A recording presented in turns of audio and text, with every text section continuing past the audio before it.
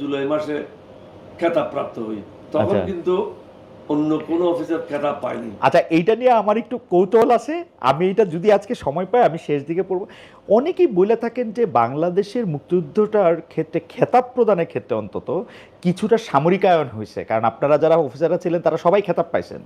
আমি আপনার কথা বলতেছি না, আপনি হয়তো খেতাব প্রাপ্যই ছিলেন, কিন্তু যে আর্মি অফিসার শুধু যুদ্ধকালীন সময়ে আপনার সঙ্গে যুদ্ধ বা আপনার সাথে যুদ্ধ করছে তারা সবাই খেতাব পাইছে, ব্যাপারটা কি এরকম? আসলে এটা আমি পরে পরে বলি, কারণ অনেকগুলি বিষয় নিয়ে আমি যখন খেতাব পাই তখন প্রায় 13টা যুদ্ধে আমি সম্মুখ যুদ্ধে অংশগ্রহণ করি। আপনার খেতাব পাওয়ার বিষয়টা আলাদা, কিন্তু যে কোনো অফিসারই খেতাব পাইছেন, ব্যাপারটা কি এরকম? না, যারা যুদ্ধ করেন তারা খেতাব পায় না, যারা যুদ্ধ করছে তাদের মধ্যে এখানে অনেক অফিসার আছে আচ্ছা যারা খেতাব পায় নাই। ওকে, সুতরাং আমি ওইদিকে যাচ্ছি না। আমি প্রায় 14-15টা সম্মুখ যুদ্ধে অংশগ্রহণ করার পরে খেতাব পেয়েছি। আপনার ব্যাপারে কারো কোনো প্রশ্নই নাই। এটা স্যার আরেকটা কথা, আপনার ব্যাপারে কারো কোনো প্রশ্ন? এটা স্যার আরেকটা গুরুত্বপূর্ণ কথা হলো 3টা ব্রিগেড হয়েছিল তাদের আদি অক্ষরের নামে। জিয়াউর রহমান আদি অক্ষর জেড ফোর্স, হ্যাঁ, শফিউল্লাহ সাহেবের জন্য এস ফোর্স, খালেদ মোশাররফের কে ফোর্স। জি, খালেদ মোশাররফের কে ফোর্স অফ ব্রিগেড মেজর আসছিল ইন্ডিয়ান আর্মি থেকে। ওকে, S force of brigade major আসছিল ইন্ডিয়ান আর্মি থেকে। জিয়াউর রহমান সাহেব যখন এস ফোর্স খাড়া করবে, গঠন করবে, উনি আমার কাছে বিদায় নিতে আসলেন ছাগল নাইয়ার কাছে। উনি আমাকে বললেন যে তো অনেকদিন একসাথে ছিলাম, আমি এখন নতুন ভাবে একটা ব্রিগেড গঠন করব, ওটাতে চলে যাচ্ছি, তোমার থেকে বিদায় নিতে আসলাম। আমি উনাকে জিজ্ঞাসা করলাম আপনি আমার কাছে কি আশা করবেন? বললে আমি খুব খুশি হইতাম তুমি যদি আমার সাথে থাকতা। আমি যে আপনার সাথে আমি নাই, এটা কে বললো? বলতে কিভাবে, তোমার তো কোনো বদলি হয়নি। আমি যে বদলি আমার কে করবে? আমি তো কারোর নেতৃত্বে বিদ্রোহ করিনি। আচ্ছা, আমি নিজে স্ব-উদ্যোগে বিদ্রোহ করেছি। আপনি তুরা পৌঁছার আগে, মেঘালয় পৌঁছার আগে ক্যাপ্টেন ওলি ওখানে হাজির থাকবে। ক্যালকাটা চলে গেলেন, আমি একটা গাড়ি নিয়ে, আমার ড্রাইভার ছিল নজির, সিভিলিয়ান, আমার সিভিল জিপ ছিল, টয়োটা জিপ। ওই জিপ নিয়ে পরের দিন আমি স্ট্যান্ড গান নিয়ে রওনা হয়ে গেলাম।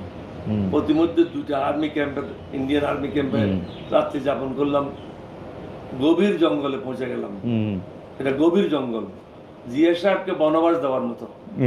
শফিউল্লাহ সাহেব থেকে গেল নিজের জায়গায়, খালেদ মোশাররফ সাহেব থেকে গেল নিজের জায়গায়। জিয়াউর রহমানের বিরুদ্ধে একটা ষড়যন্ত্র হলো, তাকে পাঠাই দেওয়া হলো মেঘালয়ের গভীর জঙ্গলে। কিন্তু আমরা সেই গভীর জঙ্গল আর রাখলাম না। জঙ্গলে গিয়ে জঙ্গল কেটে আমি ব্রিগেড হেডকোয়ার্টার স্থাপন করলাম 7 জুলাই 1971 স্থাপন করলাম। জিয়া সাহেব যখন আসলেন, উনি এটা তাজ্জুব হয়ে গেলেন দেখে, তুমি কি এটা কিভাবে করলা? তা আমি, স্যার আপনি আসবেন, আমি ব্রিগেড হেডকোয়ার্টার স্থাপন করবো না, এটা তো হইতে পারে না। তখন আমাদের অধীনে ছিল 1st Bengal regiment, 8 Bengal regiment, 3rd Bengal regiment. আমরা কিন্তু বসেছিলাম না। 1 সপ্তাহের মধ্যে আমরা যুদ্ধ পরিকল্পনা করলাম। 1st বেঙ্গলকে দিয়ে কোথায় আক্রমণ করবে, 8 বেঙ্গলকে দিয়ে কোথায় আক্রমণ করবে, 3rd বেঙ্গলকে দিয়ে কোথায় আক্রমণ করবে। অন্য বেঙ্গল রেজিমেন্টগুলি তখনও কিন্তু বর্ডারে বসা ছিল। আমরা কিন্তু যুদ্ধে লিপ্ত হয়ে গেলাম। আমরা সেজন্য আমি বলতেছিলাম যে মানে এই প্রশ্নগুলি একটু শেষ করে, আচ্ছা তাহলে একটু দ্রুত শেষ করে, কারণ আমাদের অনেক, যেহেতু ব্রিগেড মেজর ছিলাম, জিয়া সাহেব আমাকে জিজ্ঞাসা করলো তুমি ব্রিগেড মেজর হবে কিভাবে? তুমি তো কখনো ব্রিগেড মেজর কাজ করো নাই। তাহলে আমি করি নাই। আপনি যে ব্রিগেড কমান্ডার হলেন, মেজর থেকে লেফটেন্যান্ট কর্নেল, কর্নেল, ব্রিগেডিয়ার, 3 ধাপ গেলেন। আমি 1 ধাপ উপরে যেতে, অসুবিধাটা কোথায়? আপনি 3 ধাপ উপরে গেলেন, আমি 1 ধাপ উপরে যাব। আর যে ব্রিগেড মেজর কাজটা হলো আমি জানি না, কিন্তু আপনি তো জানেন। আমার যে হেড ক্লার্ক সুবাদার মেজর রহমান 2য় বিশ্বযুদ্ধের থেকে আছে, তিনি জানেন। সুতরাং আপনার দুজনের কাছ থেকে আমি কাজ শিখবো। কিন্তু ইন্ডিয়ান অফিসার এখানে থাকবে না। ইন্ডিয়ান অফিসার আসলো, আমি কিন্তু তার রাত্রে রাখলাম, পরের দিন সকালে গাড়িতে বসে বিদায় করে দিলাম। আমার এই অর্ডারটা, আমি যে ব্রিগেড মেজর ছিলাম, অনেক মুক্তিযোদ্ধারা এটা পছন্দ করে নাই, যার কারণে 1971, 1972, 1973, 1974, 1975 পর্যন্ত আমার এই অর্ডারটা হয়নি।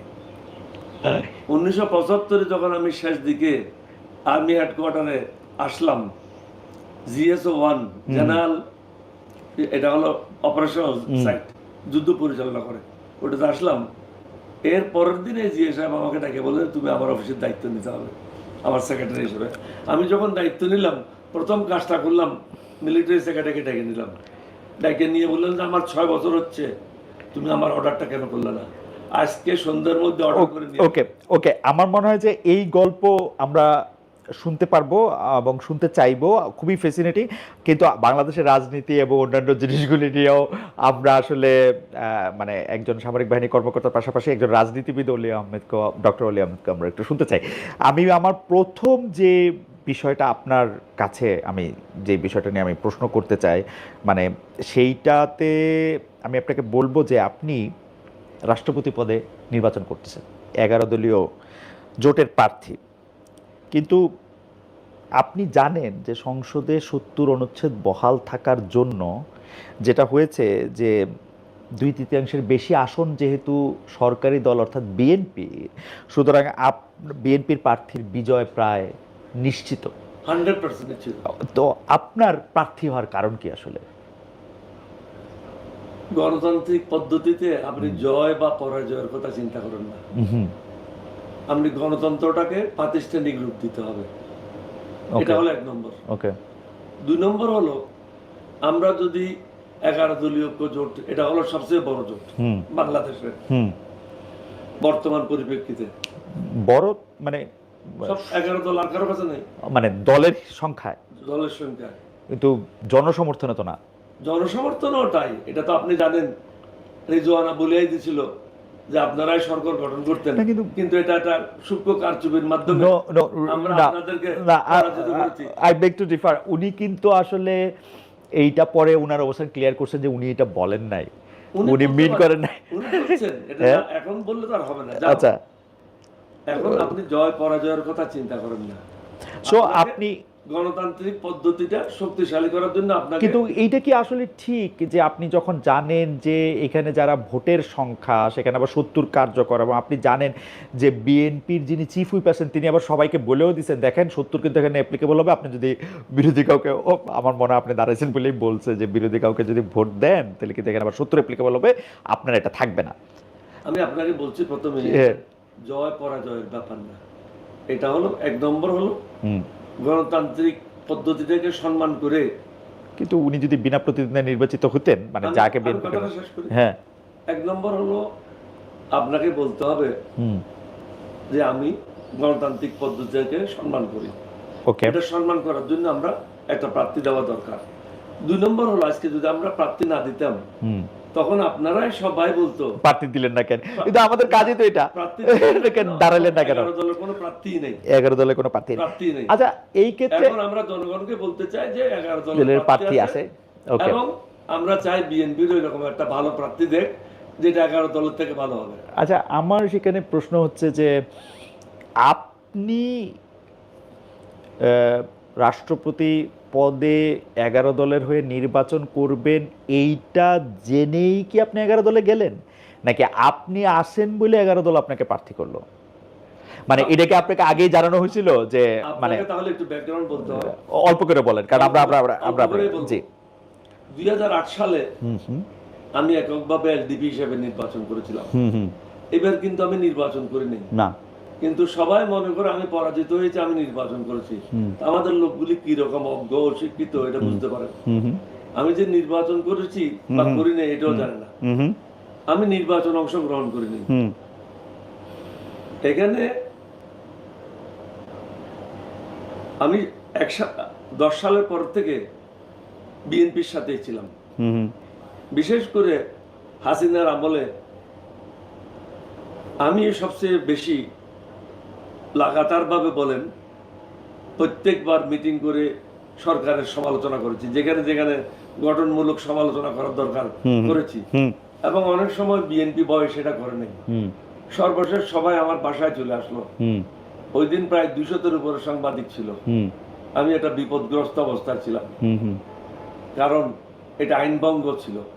2018 সালের কথা বলতেছেন না, এই বছর 3 আগে। বছর 3 আগে, আচ্ছা। তো কারণ তারা সাহস পাচ্ছিল না হাসিনার বিরুদ্ধে বক্তব্য রাখা। ওকে, আমি বক্তব্য রেখেছি। এবং আপনি তো ওই সময় আমার মনে পড়ে ডয়েচে ভেলে তো আপনি আমাকে ইন্টারভিউ দিয়েছিলেন, সেখানেও আপনি খোলামেলা অনেক কথা বলেছেন, সেটা শেখ হাসিনা এবং হাসিনার বিরুদ্ধে হোক বা হাসিনার সরকারের বিরুদ্ধে হোক আমি খোলামেলা ভাবে, যখন যে ভুল করেছে সেটা খোলামেলা ভাবে গঠনমূলক, কিন্তু আমি কোন দলের কাছে বিক্রি হইনি। এইবারও আমি বিএনপির সাথে ছিলাম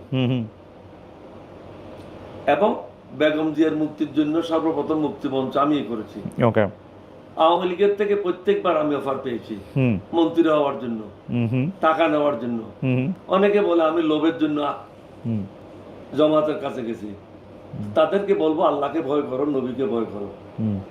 লোভের জন্য যদি যেতাম, আমি প্রধানমন্ত্রী হয়ে যেতাম 1996 সালে, তখন আমি যাই নাই। হাসিনা জীবিত থাকতে, হাসিনা বাংলাদেশ থাকতে আমি এই কথাগুলি বলেছি, আজকে বলছি না, আপনি তখনই বলছি। এবং প্রত্যেকবার নির্বাচনের সময় 2008 থেকে নিয়ে প্রত্যেকবার তারা আমাকে মন্ত্রী করতে চেয়েছে, আওয়ামী লীগেরা টাকা দিতে চেয়েছে, আমি তাদের সাথে যাই নাই। বেগম জিয়ার সাথে আমি কখনো বেইমানি করি নাই, আমি ওনার সাথে, উনি আমাকে অনুরোধ করেছেন, ওনার সাথে ছিলাম। উনি যখন অসুস্থ হয়েছেন তখনও কিন্তু উনি প্রায়, আমি বিশ্বাস করি, প্রত্যেক মাসে মেসেজ দিয়েছেন, আমি গেছি, ওনাকে দেখছি। এইবারও কিন্তু আমাদের একটা তালিকা 10 জনের, ফখরুল ইসলাম সাহেবের কাছে পাঠাইলাম, নজরুল ইসলাম সাহেবের কাছে পাঠাইলাম, সালাউদ্দিনের কাছে পাঠাইলাম, বর্তমান মাননীয় প্রধানমন্ত্রী তারেক রহমান সাহেবের কাছে পাঠালাম, 10 জনের একটা তালিকা। এবং ওটাতে লিখে দিলাম যে কয়জন আপনারা মনে করেন আপনারা অ্যাকোমোডেট করতে পারবেন, যারা উপযুক্ত। আপনাদের প্রার্থীর থেকে যদি উপযুক্ত না হয় আপনি দেবেন না, আপনাদের প্রার্থীর থেকে যদি উপযুক্ত হয় তাহলে যে কয়জনকে দিতে পারবেন আপনারা দেন। ওনারা কিন্তু সর্বশেষ দিন পর্যন্ত আমাদের সাথে কোনো কথাও বলে নাই, যোগাযোগ করে নাই। অর্থাৎ আমাদেরকে গভীর সমুদ্রে নিক্ষেপ করে চুপচাপ বসে রইল। তখন আমাদের দলের যারা সিনিয়র নেতারা আছেন, যারা নির্বাচন করতে চান, তারা সবাই, যে মহাসচিব চলে গেছেন বিএনপিতে গিয়ে পরাজয় বরণ করে আমেরিকায় পলাই গেছেন, সবাই মিলে আমার ঘরে বসলো। ওনাদেরকে বললাম যে আপনারা খোলা মেলা মন্তব্যটা দেন, মনের মধ্যে কোনো কথা রাখবেন। ওনারা খোলা মেলা মন্তব্য দিলেন যে বিএনপির সাথে আমাদেরকে নিয়ে যান। তখন মহাসচিব রিদওয়ান আহমদ বলল যে আমি পারবো না, এটা ওখানে গেলে শুধু সারের সিটটাই দেবে, অর্থাৎ আমার কথা, বাকি সিটের কোনো নিশ্চয়তা নেই। বাকি প্রেসিডিয়াম সদস্যরা বললো তো এটা তো হয় না, আমরা এতদিন পরিশ্রম করলাম, বেগম জিয়ার মুক্তির জন্য সংগ্রাম করলাম, আওয়ামী লীগের বিরুদ্ধে আমরা প্রত্যেকটা মিছিলে অংশ নিলাম, আমাদের মূল্যায়নটা কিভাবে হবে? তাহলে আপনারা জামাতের সাথে যোগাযোগ করেন। রিদওয়ান সাহেব প্রস্তাব দিল। প্রস্তাব দেওয়ার পরে সব প্রেসিডিয়াম সদস্য সর্বসম্মতি বলল যে স্যার জামাতের সাথে আমরা যোগাযোগ করি। আমাদের কারণ এটা তখন আমার উপর নির্ভরশীল ছিল না, আমাকে তো না, ঠিক আছে, আমি আমার কোনো অসুবিধা নাই, মানে আমি যেটা বলি যে বাংলাদেশের কিন্তু আমি কোনো সুবিধা নেওয়ার জন্য জামাতে যাই নাই, কারণ আমাদের দলের প্রেসিডিয়াম সদস্যরা সর্বসম্মতিক্রমে সিদ্ধান্ত নিয়েছে জামাতের সাথে যাওয়ার, এটা জামাতে যাওয়ার জন্য। এবং এটা আমি এটা আমার উপর বাইন্ডিং, এটা আমি আমার মনে হয় যে দর্শকরাও এটা অনেকটাই বুঝতে পারছেন, যে কারণ হচ্ছে যে আপনি একটি রাজনৈতিক দলকে, যখন থেকেই রাজনৈতিক দলটি আসছে, আপনি কিন্তু আপনার প্রতিশ্রুতি ছিল যে আপনি এটা গণতান্ত্রিকভাবে এটা পরিচালনা করবেন, নট লাইক যেহেতু এটা আপনার দল, এটা তো সেই ক্ষেত্রে যদি পার্টি থেকে সিদ্ধান্ত হয় এটা ফেয়ার এনাফ। কিন্তু আপনার কাছে কি মনে হয় যে ধরেন কর্নেল ডক্টর অলি আহমদ বাংলাদেশের মুক্তিযুদ্ধের সময় একটা হিস্ট্রিক বা একটা আইকনিক ফিগার, তারপরে তার রাজনীতি বর্ণাঢ্য, তার রাজনৈতিক জীবন, আপনার বক্তৃতা শোনার জন্য, এমনকি আপনার চাটগাঁয়া ভাষার বক্তৃতা শোনার জন্য উত্তরবঙ্গের একটা মানুষের একটা বেকুলতা দেখতে পাইছি আমরা নানা সময়।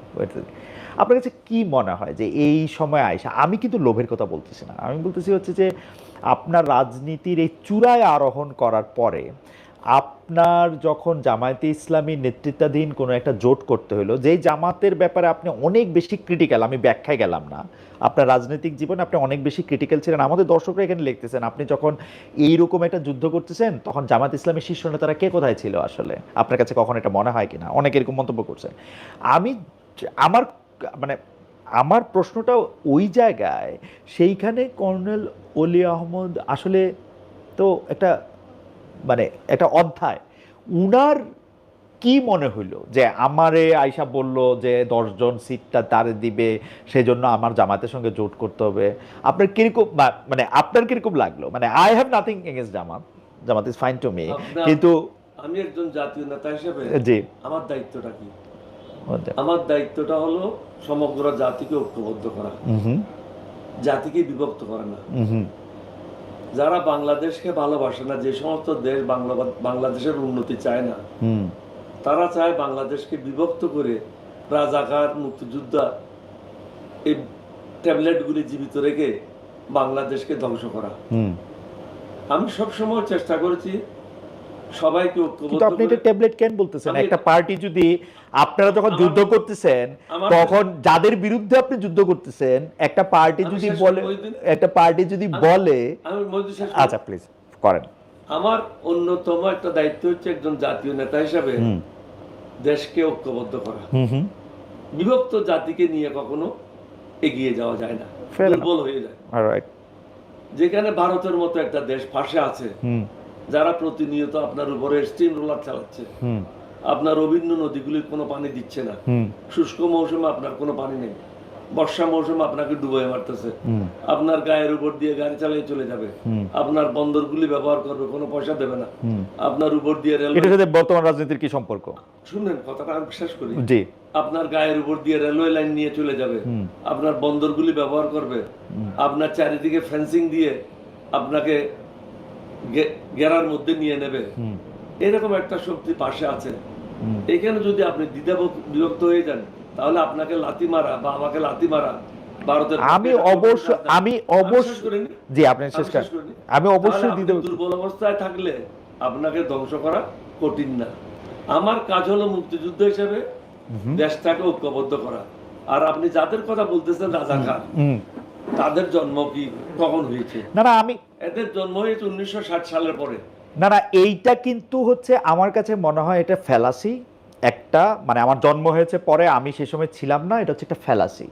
কারণ আদর্শগতভাবে আমি এটা বুঝি, আপনি বাংলাদেশের জন্মের বিরোধিতা করছিলেন, আপনি বাংলাদেশের পক্ষে যুদ্ধ করছেন, ওরা বাংলাদেশের জন্মের বিরোধিতা করছে। এখন they have to come out clean, ওরা এসে তো বলতে হবে যে আমার ওই পজিশনটা ভুল ছিল। আপনি কি এটা আমাকে বলতে পারেন যে কোনোদিন জামায়াতের আমির ওই সময় ছোট থাক, বাচ্চা থাক, না বুঝুক, আমাকে বলছে যে অনেক ছোট ছিল, অনেক কিছু জানতো না, তো ঠিক আছে, যারা সে সময় বড় ছিল তাদের সমালোচনা করছেন উনি, ওদের তো ফাঁসি দিয়ে দিছে, ওদের তো বিচার হয়ে গেছে। আপনি তো দল হিসেবে আপনার বলতে হবে যে পজিশন, দল হিসেবে আমার পজিশন সে সময় ভুল ছিল, ইজন্ট ইট? ওদের তো ফাঁসি হয়ে গেছে। না না, সেইটা তো অ্যাক্টরদের ফাঁসি হয়েছে, কিন্তু এবং সেই ফাঁসির ক্ষেত্রেও কিভাবে এই আইন পরিচালিত হয়েছে, কিভাবে, নানা প্রশ্ন আছে। আমার প্রশ্ন হচ্ছে দল হিসাবে কি তারা তাদের প্রসঙ্গটা ক্লিয়ার করছে? আপনার কাছে কি মনে হয় তারা কি ক্লিয়ার করছে যে না আমরা জামাতে ইসলামী হিসাবে ওই সময় 3-4টা উদাহরণ কিন্তু দেয়, আমি বলতে পারি।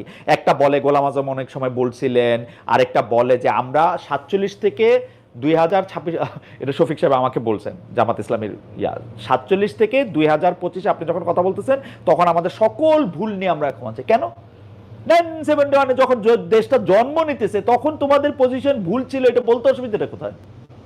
এটা উনি বারবার বলছেন, এটা যে বলতেছেন না, এটা না বারবার ঘুরায় পেঁচায় বলতেছেন, না না না বারবার ঘুরায় পেঁচায় বলতেছেন এবং এইসব যুক্তি দিতেছেন যে আমাদের লোকদের জন্ম হয় নাই তখন। বর্তমানে যারা আছে তাদের তো জন্মই হয়নি। না, জন্ম না হোক তাহলে আরো ভালো, তো বলুক 71 সালে জামাত ইসলামের পজিশন ভুল ছিল, যাদের ওই সময় জন্ম হয় না তারা তো আরো বেশি করে বলে 71 সালটা এই ছিল হচ্ছে ভারতের নেতৃত্বে একটা যুদ্ধ। আপনি যখন তাদের সাথে কথা বলবেন আপনিও বলবেন, আমিও বলবো। আপনি তো বলেনি, আপনার কাছ থেকে তো আমি, এখন আপনি যদি একটা লোকে, আমি আপনার কাছ থেকে আমি জানতে চাইছি, লোকে ঘৃণা করে আলোক, না আমি ঘৃণা করি না, না আপনার কথা বলছি না, হ্যাঁ আমি পৃথকও করতে চাই না, পৃথক করে যদি লোকগুলোকে আলাদা করে, না আমি পৃথকও করতে চাই না, সমাজের একটা অংশ, না না আমি পৃথকও করতে চাই না, তাদেরকে একত্র করতে হবে, তাদেরকে সঠিক রাস্তায় নিয়ে আসতে হবে, আমি পৃথক, এটাই হবে একটা নেতৃত্ব। রাইট, আমি আপনার সাথে 100% একমত, কিন্তু ঘটনাটা হইতেছে হচ্ছে তারা একসাথে আসার জন্য রেডি কিনা। আমরা তো দেখি যখনই সুযোগ পাওয়া যাচ্ছে তখনই বলা হইতেছে যে না, ওইটা তো ওই সময় ওইটা করে নাই, এটা তো শেষ হয়ে গেছে, ওইটার মধ্যে থেকে এটা কিছু প্রতিষ্ঠিত হয় নাই। হাওয়েভার আপনি এগুলি আমার থেকে ভালো জানেন, আমি একটু আগাই। আচ্ছা, বিএনপি আনুষ্ঠানিকভাবে, আমি রাষ্ট্রপতি প্রার্থীর ক্ষেত্রে আসি, কারণ আপনি জানেন আপনাকে বাংলায় একটা শব্দ আছে সংসপ্তক, যে মানে পরাজয় নিশ্চিত জেনেও যে আজীবন যুদ্ধ করে যায়, যেটা ন্যায় যুদ্ধ, যেটা আপনি গণতন্ত্রের জন্য যুদ্ধ বলতেছেন বা গণতন্ত্র প্রতিষ্ঠার জন্য আপনার। তো আপনি বিএনপি থেকে আপনি দেখতেছেন যে হয়তো আগামীকাল পার্টির চেয়ারম্যান, যিনি প্রধানমন্ত্রীও বটে, তিনি তার নাম ঘোষণা করবেন। তো অনেক জায়গায় কেউ কেউ শিওর হয়ে বলতেছেন যে এটা হবে হচ্ছে মির্জা ফখরুল ইসলাম আলমগীর। তো আপনি কিন্তু তাকে আপনার, মানে আপনি যখন বিএনপিতে ছিলেন তখন উনিও ছিলেন, মানে অবশ্যই আপনার থেকে অনেক, আমি এটাকে কি বলবো, যে আপনি অনেক বড় নেতা ছিলেন, তিনি তুলনামূলকভাবে অনেক ছোট নেতা ছিলেন। স্টিল আপনি হয়তো তাকে চেনেন, তাকে আপনি দেখছেন, আপনি তাকে কীভাবে রেট করেন? যে আমি অবশ্য মির্জা ফখরুল ইসলাম আলমগীরের কথাটা এখন বললাম কারণ এই নামটা প্রায় নিশ্চিত এরকম শোনা যেতেছে যে এই নামটাতেই আসলে রাষ্ট্রপতি পদে। আপনি যেহেতু মোটামুটি নিশ্চিত হয়েছেন, হ্যাঁ, মির্জা ফখরুল ইসলাম আলম, না আমি মানে আমার কাছে জি জি জি, আমি একজন প্রার্থী হয়ে আর একজন প্রার্থী সম্বন্ধে আলোচনা করব, এটা আমার মনে হয় বিবেকে বাধে। খারাপটা বললে বিবেকে বাধতে পারে, ভালো বললে অসুবিধা কি নাকি? জনগণের বিচার। আচ্ছা, জনগণের বিচার করুন।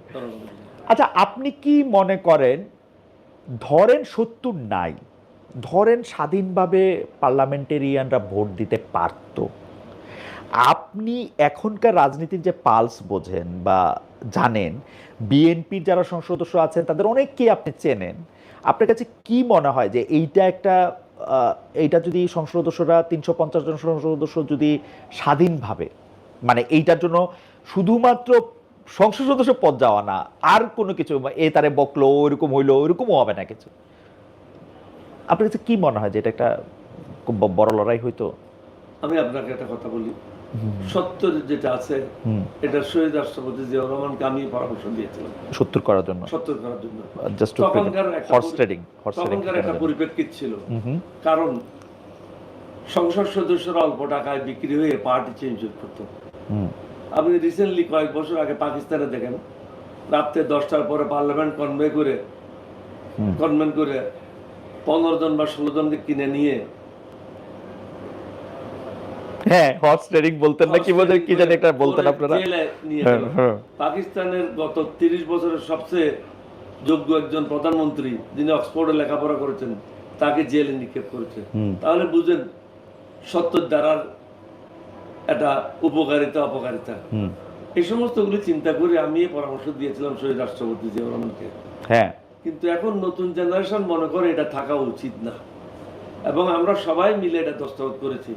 বিএনপি এটা দস্তখত করেছে, এটা না যে বিএনপি দস্তখত করে না, আমরা সবাই বলছি ৭০ অনুচ্ছেদ থাকা উচিত না। এটাতে ৭০ অনুচ্ছেদ না থাকলে হচ্ছে কি, আমরা দুইটা জিনিস বলেছি, এটা হলো পার্লামেন্ট মেম্বার এবং উচ্চ কক্ষের মেম্বার, দুইটাই মিলেই রাষ্ট্রপতি নির্বাচিত করবে। এখন কে হলো না হলো এটা বড় কথা না, তখন যে জনগণের প্রতিনিধিরা একটা স্বাধীনতা থাকতো, ওই স্বাধীনতাটা এখন নাই।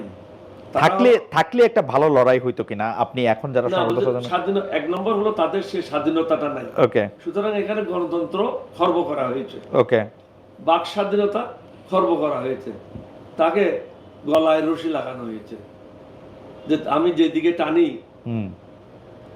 তোমাকে সেদিকে যেতে হবে, যদি না টানতো তাহলে যাইতো কিনা, তুমি যদি আমার টানে না আসো তাহলে ঘরে যেতে হবে, কারণ তোমার মেম্বারশিপ থাকবে না। ওকে, আমরা চাচ্ছি, আমি নিজেও চাই, নতুন জেনারেশনের সাথে একমত হয়ে যে বাক স্বাধীনতা ফিরে আসা উচিত এবং সকলের ব্যক্তিগত স্বাধীনতাও থাকা উচিত। গণতন্ত্র এক জায়গায় থাকবে আরেক জায়গায় থাকবে না, সেটাও ঠিক না। তবে আপনি কি খুব মানে আপনার কারণ আপনার তো কালের সাক্ষী, আপনার আইয়ুব খানের বেসিক ডেমোক্রেসি সাক্ষী। আপনি হয়তো, যেহেতু আপনি খুব নিবিড় গবেষক ধরনের পড়ালেখাও করেন, তাহলে যত সময় আসলে ওই গণতন্ত্রকে কোনো একটা জায়গায় রিপ্রেজেন্টেশনের মধ্যে নিয়ে আসা হয়েছে, মানে বেসিক ডেমোক্রেসির মতো, জনগণ সরাসরি ভোট না দিয়া পরোক্ষ ভোট করছে, ওগুলি কি আসলে ভালো ভোট হয়? যেমন এখনকার সংসদ সদস্যরা যদি রাষ্ট্রপতি পদে স্বাধীনভাবে, ধরেন আপনি টেনে রাখা দড়ি ছাড়া যদি এটা ভোট দিতে পারতো, সেটা কি একটা সত্যিকারের, মানে এই সিস্টেমটা কেমন? মানে 350 জনের ভোটে একটা হেড অফ দ্য স্টেট নির্বাচিত হবেন, এইটা কিরকম কথা? এটা অনেক দেশে আছে, এটা শুধু বাংলাদেশে তো না, না এটা ব্রিটেনও আছে।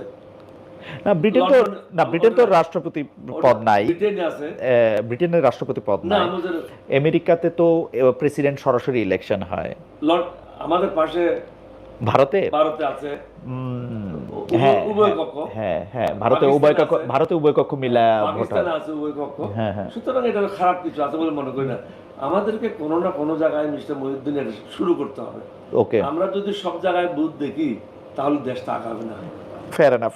আমার কাছেও মনে হইতেছে যে আপনার, মানে আপনার পরামর্শ শুনে আমাদের সব জায়গায় ভূত না দেখা উচিত।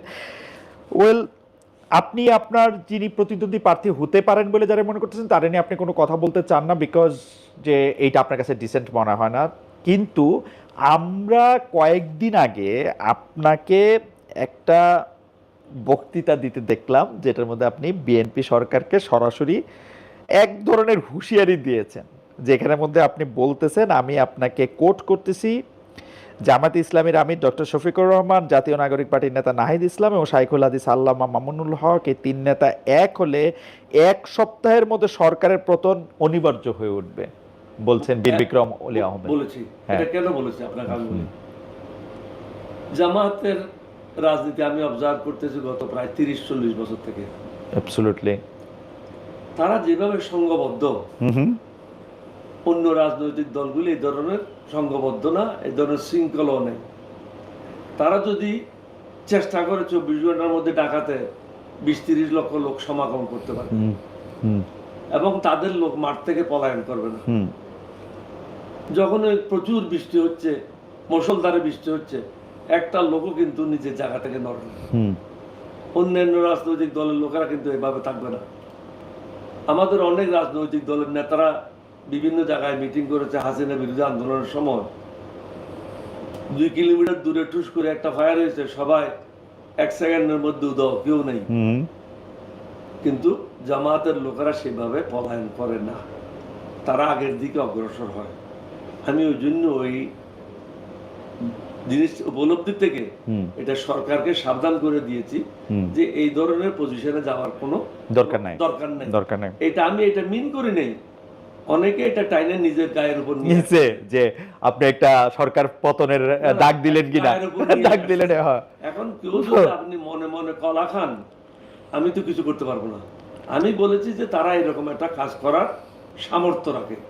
সুতরাং যেটা আপনারা সংস্কারের জন্য রাজি হয়েছেন, মিনিমাম সংস্কারগুলি করেন, বাকি যেগুলি করতে পারবেন না সেটা নিয়ে আপনারা বিরোধী দলের সাথে বসেন, বসে একটা আলাপ আলোচনার মাধ্যমে এটা একটা চূড়ান্ত পর্যায়ে নিয়ে যান।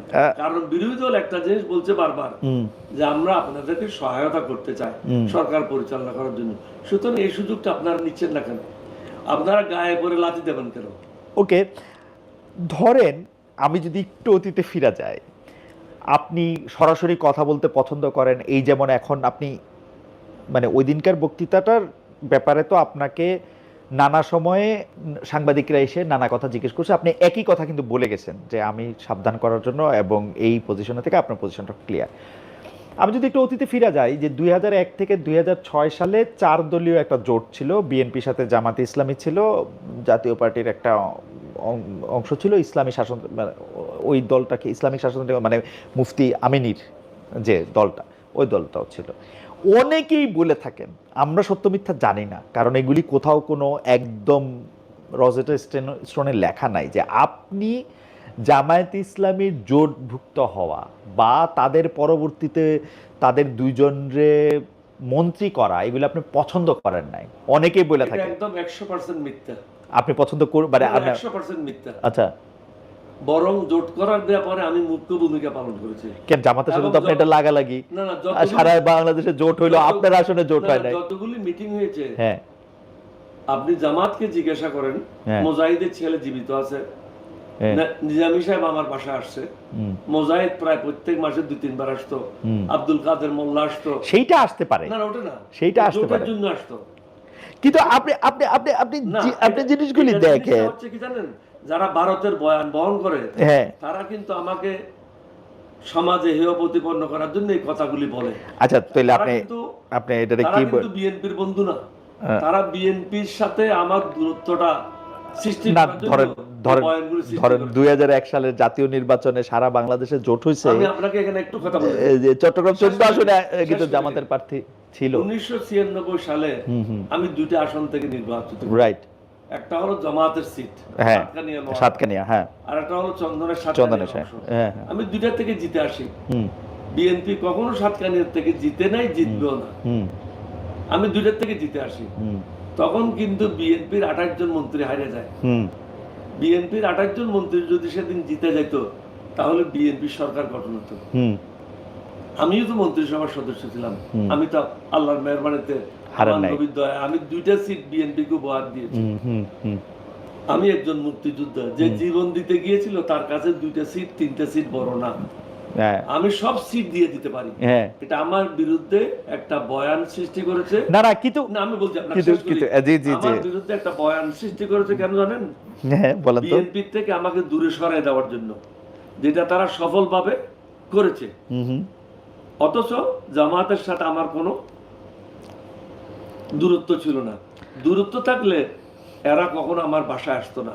এমনকি 2016 সালে যখন নির্বাচনের সময় আসলো, জামাতের লোকেরা তখনও জোটে ছিল, আমিও জোটে ছিলাম, আমাদেরকে কয়টা সিট দিল? জামাত সিট চাইলো 30টা, জামাতকে বললো 20টা সিট দেবো। শেষ পর্যন্ত 20টা সিটে তারা রাজি হলো, এবং জামাতকে তারা বলে দিল দানের শীষ তারা দেবে না। জামাত তখন অসহায়, কারণ তাদের নিবন্ধন ছিল না, তারা সবাই আমার ঘরে আসছে। আপনি জিজ্ঞাসা করেন, আবু তাহেরের নেতৃত্বে সবাই আমার ঘরে আসছে।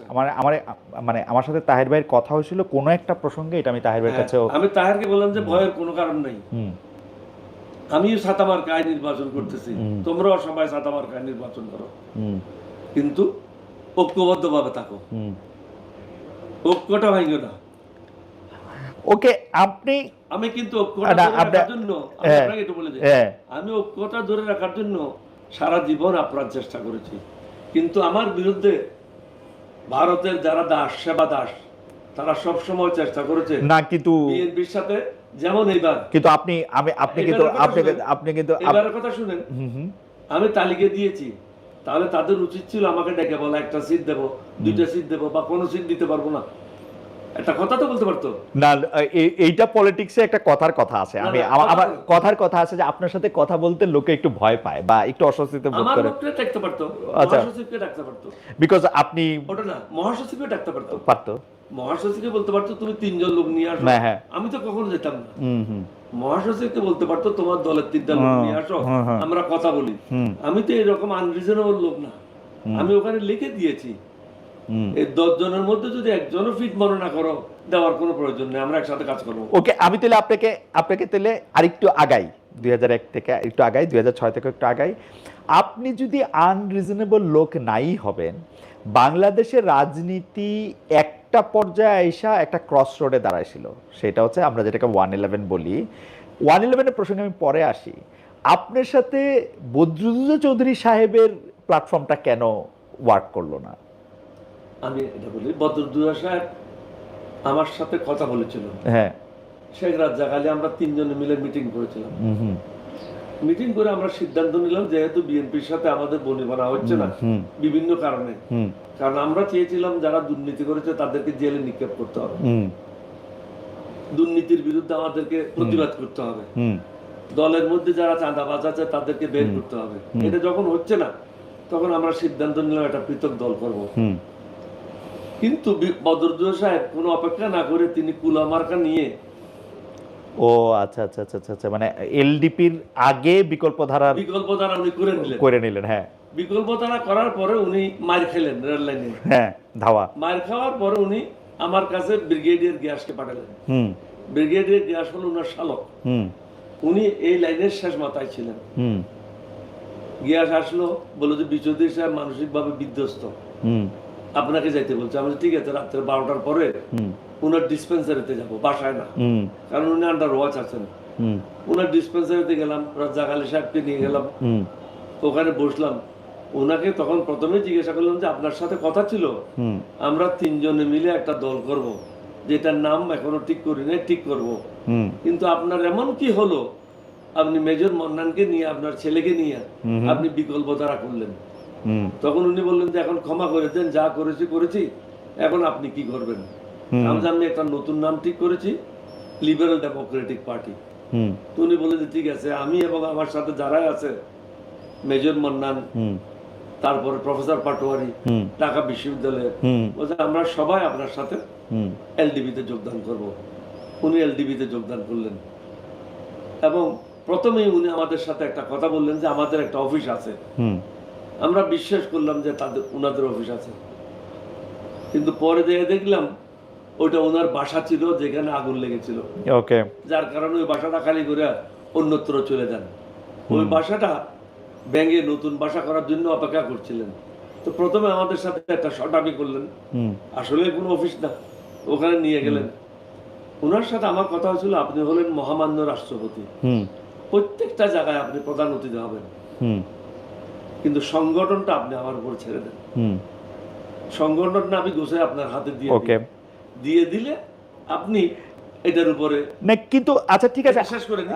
আচ্ছা হ্যাঁ, আপনি এক সেকেন্ড হ্যাঁ শেষ করেন, কারণ আমার অনেক। ওনার ছেলে বললো যে প্রত্যেকদিন টেলিভিশনে ডক্টর কর্নেল ওলি আমাদের চেহারা দেখা যায়, তোমার চেহারা দেখা যায় না। তখন ওনাদের মনে আসলো যে প্রত্যেকটা মিটিং এ উনি থাকবেন, আমি না। তো আমি ওটাতেও রাজি হলাম। কিন্তু পরে একটা জিনিস ঘটে গেল, আওয়ামী লীগের সাথে উনি বার্গেন করলেন সিট নেওয়ার জন্য 2008 সালের নির্বাচনে। ওখানে আওয়ামী লীগের পক্ষ থেকে আমাদেরকে 28টা সিট ছেড়ে দিল। উনি করলেন কি, একটা চিন্তা করলেন যে উনাকে নূর আলীর সিটটা চাইবেন উনি।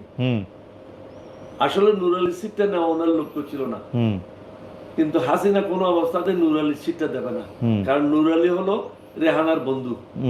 রেহানা একটা সিটে চায়, সেটা হলো নূর আলীর সিট। বদরুদ্দৌলা সাহেবের লক্ষ্য ছিল ঢাকা 2 আসন, এটা নুরুল ইসলামের জন্য। হ্যাঁ বুঝছি। তো বসুন্ধরা নুরুল ইসলামের থেকে উনি তৎকালীন সময়ে 6 কোটি টাকা নিয়েছিল। যুগান্তর মানে যমুনা গ্রুপের আর কি 6 কোটি টাকা দিয়ে ওই সিটটা বিক্রি করলো। তখন উনাকে আমরা ডেকে বললাম যে আপনি এখানে দুর্নীতি করেছেন। এই মিটিংটা হয়েছিল জিন্না সাহেবের বাসায়, আমাদের এমপি জিন্না। আমরা ওনাকে মন্নান সাহেবের বাসায় গুলশনে, ওনাকে সবাই সর্বসম্মতিক্রমে একটা কথা বললেন, আপনি সম্মানিত লোক, আপনাকে আমরা বেইজ্জত করতে চাই না। ওকে, আপনি পৃথক হয়ে যান, আপনি আপনার কুলামার্কায় বিকল্প ধারায় চলে যান, কারণ আপনি দুর্নীতি করেছেন। দুর্নীতিগ্রস্ত লোকের সাথে আমরা রাজনীতি করবো না। তখন তিনি মন্নান আর মন্নার ছেলেকে নিয়ে আবার বিকল্প ধারায়। ওকে স্টোরি। ওকে, আমার দু একজন দর্শকের কথা পড়ি। মহিবুল ইসলাম, 71-এর সিদ্ধান্ত ঠিক নাকি ভুল ছিল তা তৎকালীন নেতারাই জানেন, তখন ব্যবস্থা না নিয়ে আজ যারা ছিলই না তাদের উপর দায় চাপিয়ে ক্ষমা বা পক্ষে টানতে বলা চরম মূর্খতা। ওয়েল, এটা আপনার ওপিনিয়ন। আমারে একজন বলছেন মশিউর রহমান, উনি বলছেন বিএনপির 1 মাসের না, রূপন ইসলাম উনি বলছেন 1 মাসের জন্য দেশে এসে বিএনপির চামচামি করতে একেবারেই থেকে গেলেন খালেদ ভাই। Okay fine. মশিউর রহমান বলছেন বিএনপির কথা বললে হয় চামচামি, আর জামাতের কথা বললে সেটা ভালোবাসার ইমান। আমি যে জিনিসটা আপনার কাছে জানতে চাইছিলাম, যেটা একটু ছোট করে যদি আপনি একটু বলেন, কারণ সেই ব্যাপারটা হলো আপনি তো বিকল্প ধারা বদরুদ্দৌলা চৌধুরী সাহেবের সাথে আলাদা দল করা, তারপর আবার পৃথক হওয়া, তারপরে না হ্যাঁ মানে ওনারা আসলেন, তারপরে ওনারা বিকল্প ধারা, এই সবটা আপনি বললেন। কিন্তু আপনি খেয়াল করেন যে জনাব শাহাদাত হোসেন সেলিম আপনাদের সাথে এলডিপি ছিলেন, বিএনপিতে গিয়েছেন, আপনার বর্তমান মহাসচিব আসলে বিএনপির হয়ে ইলেকশন করছেন, মানে সর্বশেষ বর্তমান মহাসচিব আর কি এলডিপির। তো এলডিপির ইতিহাসটা এরকম ভাঙনের ইতিহাস কেন? এইটা যারা বাইরে হয়ে আসছেন তাদের কারো কাছে তারা অনেকেই অনেক জায়গায় মন্তব্য করেছেন যে আপনার কারণেই হয়তো তাদের বাইরে আসতে হয়েছে, অনেকে এরকম করে একটা ইঙ্গিত দিতে চাইছেন। এটা কি আপনি এরকম মনে করেন, নাকি মনে করেন যে সিট বা অন্য কিছুর ভাগাভাগি আমি তাদের better? সম্বন্ধে যারা চলে গেছে হ্যাঁ, আমার সম্বন্ধে আমি হ্যাঁ। তাদের জন্য দোয়া করি, আচ্ছা, আল্লাহ যেন তাদেরকে সৎ পথে নিয়ে যায়, হ্যাঁ। সত্যের পথে রাখে। কিন্তু আমি তাদের সম্বন্ধে কোনো খারাপ কথা বলতে কিন্তু চাই না। আপনি কি খুব মেজাজি, মানে আপনি কি খুব ডমিনেটিং, লাইক আপনি কি নিজের এখনো একটা আপনি আমার একটা দলের- একটা একটা একটা খুবই খুবই রেজিমেন্টেড আর্মি অফিসারের মতো আচরণ করেন? এটা যদি করতাম আমি হ্যাঁ। এত দূরে পৌঁছতাম না। না, আমি যদি এত দূরে আপনার আরো অনেক দূরে যাওয়ার কথা না। ছিল, আপনি এরকম দেখে পৌঁছেন না, এরকমও তো হতে পারতো। আমি নিই নেই। হ্যাঁ। হাসিনা 1900 না না, সেটা তো হাসিনার দেওয়া কথা। 1996 সালে প্রধানমন্ত্রী করতে চেয়েছিল, আমি নিই কিন্তু নাই। কিন্তু আপনার কাছে কি মনে হয় না যে না, আমি একটা জিনিস কি অন্যায় কোনো প্রশ্রয় দিই না। অন্যায়ের প্রশ্ন আসতেছে না অন্যায় আপনার? প্রশ্রয় দিই না। আচ্ছা। অনেক অন্যায় আবদার নিয়ে আসেন যে আমার এই ব্যবসাটা নিয়ে দেন, আমার ওই ব্যবসাটা নিয়ে দেন। এগুলোর মধ্যে আপনি নাই? আমি বলি যে না, আমি যদি তোমাকে দিতে পারি তাহলে আমি নিজে করলাম না কেন? যেমন ধরেন ডক্টর আপনি পার্টিটা চালানোর সময় কি ব্যবসায়ীদের থেকে টাকা নেন নাই? ডক্টর ইউনূস সাহেব, হ্যাঁ, উনি তত্ত্বাবধায়ক সরকারের প্রধান থাকা অবস্থায় নিজের ইউনিভার্সিটি নিলেন, নিজের কর্ম গ্রামীণ ফোনের জন্য টাকা মাফ করে দিলেন। এটার জন্য তো ওনার বিচার হওয়া উচিত। আপনি কারণ তো চান না। উনি তো সরকারি পজিশনে থেকে এটা অপব্যবহার করেছেন। এই কনফ্লিক্ট অফ ইন্টারেস্ট, অ্যাবসলিউটলি চারবার কনফ্লিক্ট অফ মন্ত্রী ইন্টারেস্ট, ছিলাম। Conflict of interest. আমি তো মন্ত্রী ছিলাম, আমি তো রেলের 1 ঘন্টা জমি নিই নাই, 1 কাঠা জমি নিই নাই। আপনি আমি তো রোড এন্ড হাইওয়েজের জমি নিই আপনি নাই। এলডিপি আমি পার্টিকে তো গুলশনে হ্যাঁ। বনানীতে 500 বিঘে জমি নিয়ে থাকতে পারতাম। হ্যাঁ। আমি তো 5 কাঠার উপরে ক্যান্টনমেন্টে থাকতাম না। আপনি এলডিপি পার্টিটা চালাইতেন কেমনে, মানে আমাদের সবাইকে প্রত্যেক মাসে চাঁদা দেয়। আচ্ছা, কেউ 2000, কেউ 1000। ব্যবসায়ীদের থেকে টাকা নেওয়া বা ওরকম কোনো না, কিছু? আমরা কোনো এরকম ভাবে আমরা করি না। আমাদের যারা সদস্য আছে, বিশেষ করে যারা প্রেসিডিয়াম সদস্য বা ভাইস প্রেসিডেন্ট, কেউ 2000, কেউ 3000, কেউ 5000, কেউ 10,000 টাকা দেয়। আমাদের ওই রকম টাকা খরচ নেই। আমাদের হলো শুধু অফিস ভাড়াটা দিতে হয়, এটাই হলো মূল খরচ। বাকিরা প্রত্যেকে নিজের নিজের খরচগুলো সামলায়। আচ্ছা, একটা বিষয় বাংলাদেশের ইতিহাসের জন্য খুব বড় ঘটনা এবং খুব সিগনিফিকেন্ট ঘটনা, এবং আমি বলবো জামায়াতে ইসলামীর আমির ডক্টর শফিকুর রহমান সাহেব বলার পরে এবং তারপরে আপনি যখন ওটাকে এন্ডোর্স করছেন তখন এটা আরো মানে সামনে চলে আসছে। মানে সাবেক রাষ্ট্রপতি, মরহুম রাষ্ট্রপতি জিয়াউর রহমান সাহেবের ঘোষণা নাকি আপনার রিভোল্ট? আপনি একদম নিরপেক্ষভাবে, অন্য কোনো কিছু থেকে না, একদম নিরপেক্ষভাবে কোনটাকে আপনি আগায় রাখবেন আসলে? খুব সংক্ষেপে যদি বলেন, এটা খুব কঠিন কাজ, because you are the actor. হ্যাঁ, যখন আমি বিদ্রোহ করি তখন জিয়াউর রহমান সাহেব তো উপস্থিত ছিলেন না। তিনি চট্টগ্রাম বন্দরে যাচ্ছিলেন। তিনি আসার আগেই আমি ক্যাপ্টেন আহমদ আলী 8ম বেঙ্গল রেজিমেন্ট তাকে অ্যারেস্ট করি, লেফটেন্যান্ট আজমকে অ্যারেস্ট করি, লেফটেন্যান্ট হুমায়ুনকে অ্যারেস্ট করি, বিডিআর এর তৎকালীন বিডিআর এর মেজর হামিদকে অ্যারেস্ট করি, ক্যাপ্টেন নজরকে অ্যারেস্ট করি। তাহলে বিদ্রোহ যদি আমি প্রথমে না করি, 5 জন অফিসারকে অ্যারেস্ট করলাম কিভাবে আপনি বলেন? পাকিস্তানি 5 জন অফিসারকে, যারাই ছিল পাকিস্তানি না, ইতিহাসে যদি আপনি নির্ভর করে দেখেন যে জিয়াউর রহমান সাহেব একটা ঘোষণা দিতেছেন এবং আপনি উই রিভোল্ট বলতেছেন, যেভাবে শফিকুর রহমান সাহেব বলতেছেন জামাত ইসলামের আমির, যে আপনি স্বাধীনতার ঘোষণা বা সূচনা করেছিলেন। Is it like? না না না, উনি স্বাধীনতার ঘোষণার কথা বলেন নাই। আমার কাছে এসিআর আছে, আপনি যদি দেখতে চান অরিজিনাল ডকুমেন্ট আমার কাছে না, উনি স্বাধীনতার ঘোষণা বা না, এটা এখানে আছে। হ্যাঁ, এখানে 2 জন, এটা অবশ্যই আমি দেখি, আমি এটার কপিও নিতে চাই, আমি এটা পরে এটা এখানে 2 জনের লেখা আছে। হ্যাঁ, জিয়াউর রহমান সাহেব নিজে লিখছেন, this officer played the main role which enabled 8 Bengal, this Bengal একজন লিডার তো বলবেই যে তার যে অফিসাররা ছিল they played the main role. না, সবাই কথা বলেন, তো আমার কথা বলছে। হ্যাঁ, আপনারই তো, because you are a valid, you are a valid soldier, আপনার কথা তো অন্য অফিসারও তো ছিল বাঙালি, হ্যাঁ, তাদের কথা তো বলেন। মেইন রোল যখন একটা লিডার বলে, দ্যাট নেসেসারিলি এইটা কি মিন করে যে আমি তার রোলটা ফলো করছি, নাকি আমি তারে আসলে রিকগনাইজ? আমি এগুলি নিয়ে বিতর্ক দেখছি না। উনি নিজের এটা লেখা, হাতে লেখা, উনি বলছেন আমি সর্বপ্রথম বিদ্রোহ করেছি এবং পরবর্তী পর্যায়ে next senior most officer major আপনার কথা কিন্তু পরিষ্কার এবং আপনার কথা কিন্তু কনসিস্টেন্ট ডক্টর আহমেদ, আপনি খেয়াল করেন আপনার কথা কিন্তু কনসিস্টেন্ট। আপনি বলতেছেন যে আপনি সর্বপ্রথম বিদ্রোহ করতেছেন, এইটা নিয়ে কিন্তু ফিরে নিয়ে আসছি। হ্যাঁ, আপনি সর্বপ্রথম বিদ্রোহ করতেছেন, এটা কিন্তু কোনো সমস্যা নাই। কিন্তু স্বাধীনতা ঘোষণা করার ব্যাপারে, স্বাধীনতার ঘোষণা বা সূচনা করেছিলেন, স্বাধীনতা ঘোষণার ব্যাপারে হ্যাঁ, নেক্সট সিনিয়র মোস্ট অফিসার হলো শওকত সাহেব। হ্যাঁ, মীর শওকত আলী সাহেবের কথা, মীর শওকত আলী সাহেবের কথা মীর শওকত আলী লিখছেন, দিস অফিসার হ্যাঁ হি আস্কড জিওর অন টু ডিক্লেয়ার ইন্ডিপেন্ডেন্স। এটা লিখিত ডকুমেন্ট, ওকে, এটা আমার নিজের কথা না। না অনেক সময় হয় কি, অনেক সময় হয় কি, আমি ডক্টর আহমেদ এটা আপনি আমাদের চেয়ে অনেক বেশি জানেন, কিন্তু অনেক সময় হয় আমি কি, তো স্বাধীনতা ঘোষণা করি নাই, উনি করছেন। বাট উনাকে আমি নিয়ে রেডিও স্টেশনে গেছি, পাশাপাশি বসছি, হ্যাঁ, উনি ঘোষণা করেছেন, উনার নেতৃত্বে আমি কাজ করেছি। মানে আমি সেইটার কথাই করছিলাম যে আপনি অনেক সময় হয়তো ব্যাপারটা হলো আপনি ইগনাইট করছেন, যে বা আপনি আপনি আপনি আপনি আপনি আপনি আসলে এটা চালু করছেন, চিন্তাও করি না স্বাধীনতা ঘোষণা করার। কিন্তু আপনার কাছে কি মনে হয় না যে জামায়াতের আমির সাহেবের এই কথাটা বলা, এইটা আসলে রাজনৈতিক কায়েমি স্বার্থ দিয়েই প্রবাহিত? উনি আসলে হিস্ট্রির পার্ট হইতে চান নাই, কারণ আমি কিন্তু আপনারে বলতে শুনি নাই যে আপনি মুক্তিযুদ্ধের ঘোষণা বা সূচনা করেছেন। উনি বলেন না যে আমি মুক্তিযুদ্ধের ঘোষণা করেছি, না উনি বলছেন ওই রিভোল্ট, বিদ্রোহটা আমি করেছি, এই জন্য উনি বললেন। আপনাকে আমি আবারই বলি, পাকিস্তানি সব অফিসারগুলিকে জিয়াউর রহমান সাহেব আসার আগেই আমি অ্যারেস্ট করে নিয়েছি। আমি এক্স্যাক্টলি বলি, ডক্টর শফিকুর রহমান মন্তব্য করেছিলেন যে 1971 সালে কর্নেল অলি আহমদ সবার আগে উই রিভল্ট, মানে উইদিন ব্র্যাকেট আমরা বিদ্রোহ করলাম বলে স্বাধীনতার ঘোষণা বা সূচনা করেছিলেন। ইজ ইট, মানে আপনি কি মনে করেন যে ধরেন আপনি বাংলাদেশের হিস্ট্রিটা লিখতে পারেন বা লিখবেন, আপনি অথরিটি, যেমন তাহলে আপনি কি এই লাইনটা এইভাবে লিখতেন? আমি এটার উপরে পিএইচডি করেছি।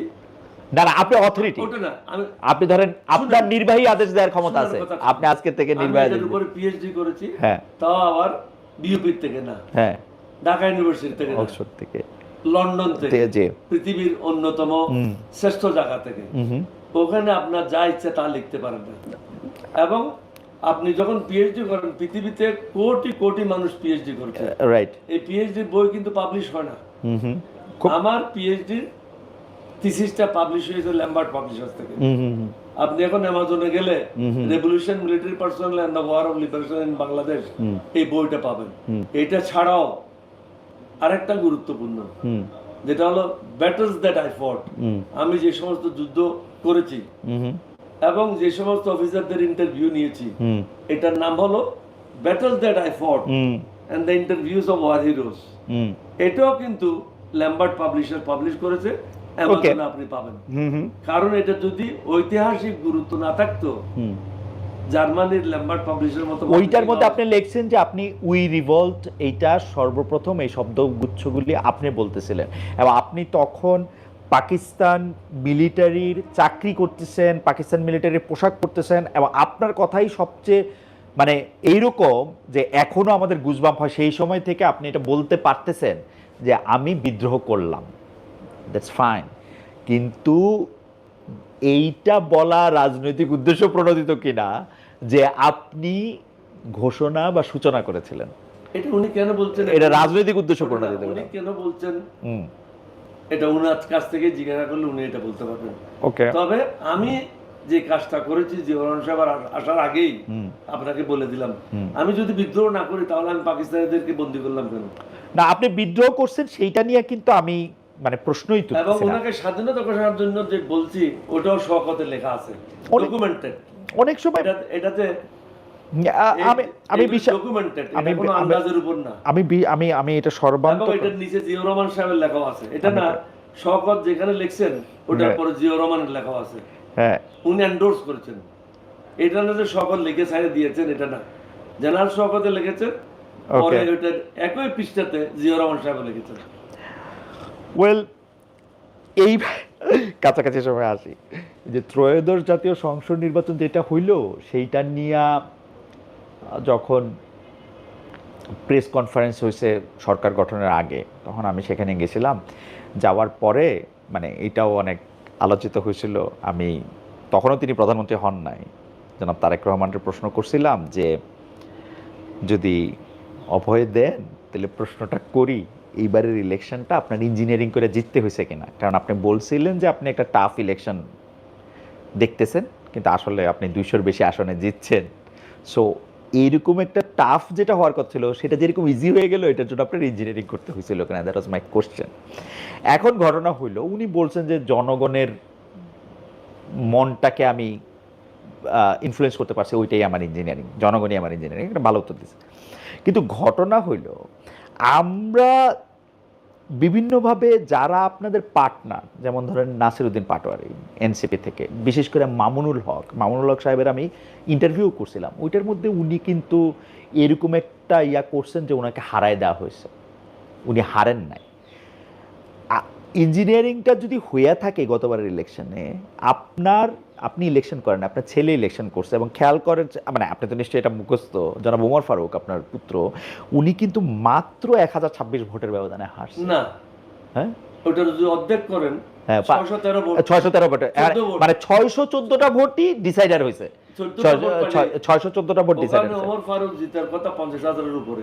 এই যে এখন কি আপনার কাছে আমি আপনাকে বলি, এই যে এটা কি আপনার কাছে মনে হয় যে যদি কোনো ইঞ্জিনিয়ারিং হয় আমি তাহলে আপনাকে একটু বলি। জনাব শফিকুর রহমান, জনাব তারেক রহমান সবাই ইনভলভ ছিলেন, আমি মানে আপনারাও ইনভলভ ছিলেন ইঞ্জিনিয়ারিং এ? কার কথা বলবো না। জি, আমার এলাকাতে কি হয়েছে আমি সেটা বলবো। আচ্ছা, যদি একটু 12টার পর থেকে আর্মি যারা ডিউটি ছিল, বিশেষ করে একটা মহিলা, হুম হুম প্রত্যেকটা সেন্টারে গিয়ে আমার লোকদেরকে এমন পিটাই দিয়েছে, হুম অনেকের হাড় ভেঙে গেছে, হুম, যাদেরকে আমার চিকিৎসা করতে হচ্ছে। ওকে, কারো হাত ভেঙে গেছে, কারো পা ভেঙে গেছে, এবং অনেক জায়গায় এজেন্টদেরকে বলছে দস্তখত করো, বাই ফোর্স দস্তখত করে তাদেরকে পিটিয়ে সেন্টার থেকে বাইর করে দিয়েছে।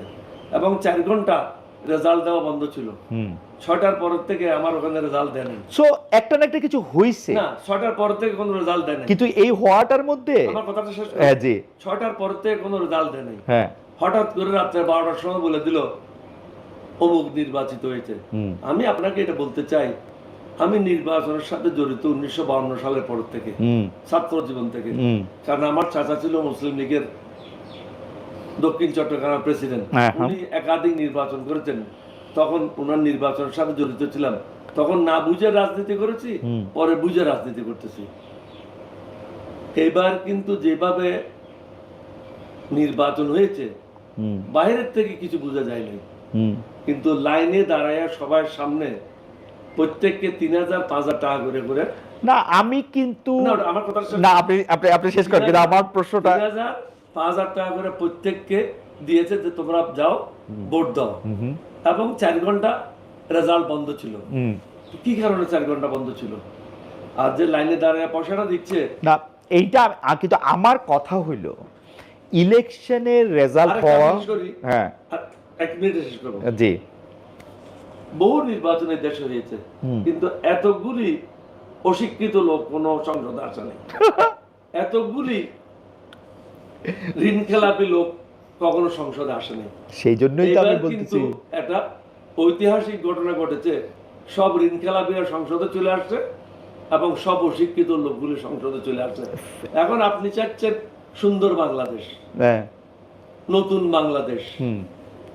আমার কথা হচ্ছে এই এখন যে এদেরকে দিয়ে কিভাবে আপনি সুন্দর বাংলাদেশ করবেন? অ্যাবসলিউটলি আমার কথাটা হচ্ছে যাদের আপনি ঋণ খেলাপি বলতেছেন, যাদের আপনি অশিক্ষিত বলতেছেন বা মূর্খ বলতেছেন, আমরা তো সবাই এটা দেখতে পাচ্ছি, মানে এটা তো আসলে আপনার বলাটা তো আপনি গায়ের জোরে বলতেছেন না, আমরাও দেখতে পাচ্ছি, রেকর্ড আছে। আর রেকর্ডে দেখতে পাচ্ছি যে খাতা কলমে লেখা আছে, সংসদে তারা কথা বলতেছেন, ফৌজদারি মামলা আছে।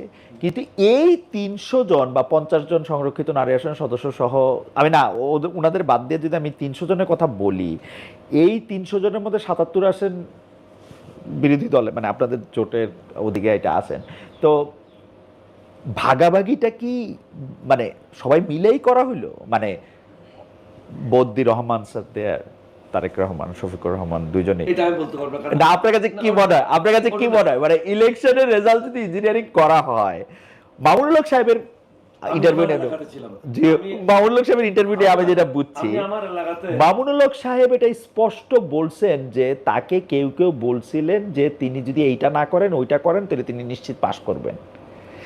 ওইটা করেন নাই বলে তাকে এটা ফেল করছে। আমি তাকে বলছি আপনাদের যে পার্টনার, আপনার যে সিনিয়র পার্টনার জামাত ইসলামী কি বলে যে আপনি যে এটা ফেল করাটা, এটা বলে যে না ওনারা একটা পজিশন নিছে, ওনারা আরেকটু মানে আমি দেখি যে ওনারও হার্টফার্ট আসে যে এটা ওনার ব্যক্তিগত বিষয় হতে পারে, আমি এটা ব্লেম করবো না। বুঝছো? আমার ওখানে যেটা আমি দেখেছি, আমি তো প্রায় 15টা ইলেকশন দেখেছি, কিন্তু আপনার কাছে মনে হয়েছে যে এই যারা সামরিক 15টা ইলেকশন দেখেছি, হ্যাঁ এইবারের মতো ইলেকশন আমি আর দেখিনি। ওকে, যে রেজাল্ট বন্ধ হয়ে গেল 5 ঘন্টার জন্য, তারপরে আপনার সবাইকে পিটায় বের করে দেওয়া হলো। না কোনো আমার প্রার্থী, আমার যে এজেন্ট তাদেরকে ভিতরে রাখলো না, তাদেরকে দস্তখত করতে হলো বাই ফোর্স, দস্তখত করে পিটাইয়া বাইর করে দিল, এবং বাইরে যে আমার ভলান্টিয়ার ছিল তাদেরকে পিটাইয়া পুকুরে ফেলাই দেওয়া হলো। এই ধরনের ঘটনা আমি 1952 পর থেকে আর কখনো দেখিনি। 1952 পরে এইটা কি আপনার চোখে দেখা সবচেয়ে খারাপ ইলেকশন?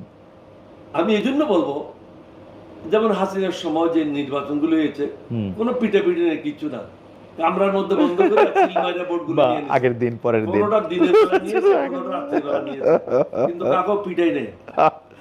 এবার গিয়ে কি মারামারি মার্সিলেসলি পিটাইছে। আমার এলাকাতে বহু লোকের চিকিৎসা আমাকে করতে হচ্ছে, এখনো পা ভেঙে গেছে, হাত ভেঙে গেছে।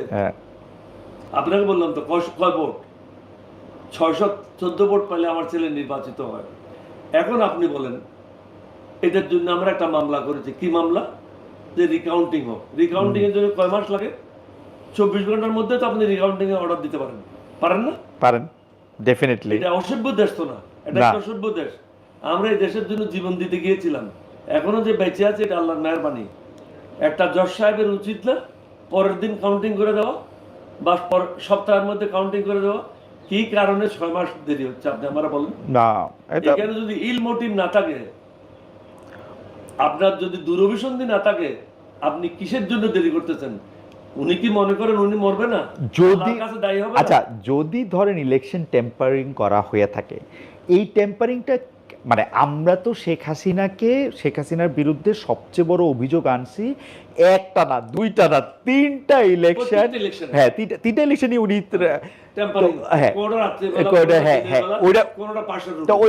ওইটা হলো সবচেয়ে বড় অভিযোগ গত 15-17 বছর ধরে।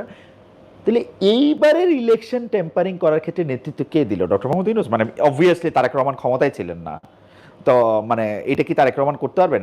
আর উনি টেম্পারিং কেন করতে যাবেন? অবভিয়াসলি আমি তো দেখতে পাচ্ছি যে উনি তো এই কনফিডেন্স ওনার থাকা উচিত যে বিএনপি অনেক বেশি ভোট পাবে। এর জন্য অ্যাপারেন্টলি যদি আপনাকে দায়ী করতে হয়, হ্যাঁ, আমি যদি এই ঘরের মালিক হই, হ্যাঁ, এই ঘরে যদি কোনো গোলমাল হয় তাহলে আমিই দায়ী।